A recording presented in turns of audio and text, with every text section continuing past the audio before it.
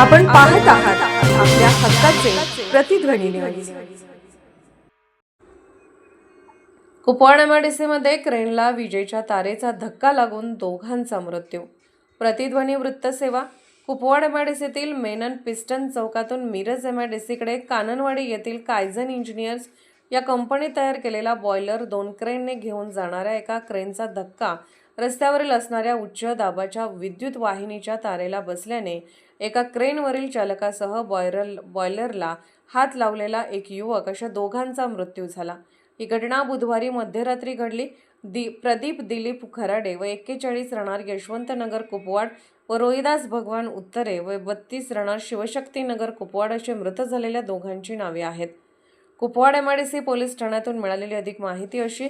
बुधवार दिनांक 19 रोजी रात्री 1:30च्या दरम्यान प्रदीप खराडे व रोहिदास उत्तरे हे दोघे जण कानडवाडी येथील कायझन इंजिनियर्स या कंपनीतून एक विना नंबर असलेली क्रेन व दुसरी क्रेन क्रमांक MH10 EE 6696 दोन्ही क्रेनच्या मदतीने इंडस्ट्रियल बॉयलर कुपवाड MIDCतील मेनन पिस्टन चौकातून मिरज MIDC कडे घेऊन जात असताना एका क्रेनच्या वरील भागाचा धक्का उच्च दाबाच्या विद्युत वाहिनीच्या तारांना लागल्याने त्यामध्ये एका क्रेन चालकासह बॉयलरला हात लावलेला एक युवक असे दोघे जण गंभीर जखमी झाले।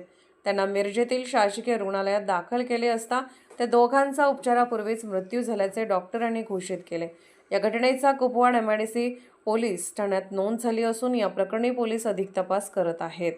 आपण पाहत आहात प्रतिध्वनी चॅनल। अशाच बातम्या पाहण्यासाठी आमच्या चॅनलला सबस्क्राइब करा आणि बेल आयकॉनवर क्लिक करा।